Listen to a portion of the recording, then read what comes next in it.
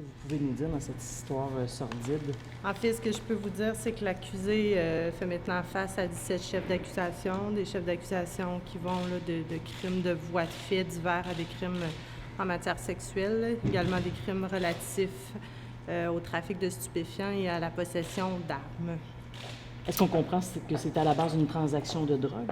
Je ne m'avancerai pas plus sur les faits. Là. Les accusations sont portées, mais sur les faits sous-jacents à ça, je ne donnerai pas de détails. Les ordonnances que vous avez demandées, quelles sont-elles exactement? Une ordonnance interdisant la publication de toute identification là, permettant de dévoiler l'identité du plaignant ou d'un témoin, ainsi qu'une ordonnance interdisant à l'accusé de communiquer avec la plaignante au dossier ainsi que les membres de sa famille.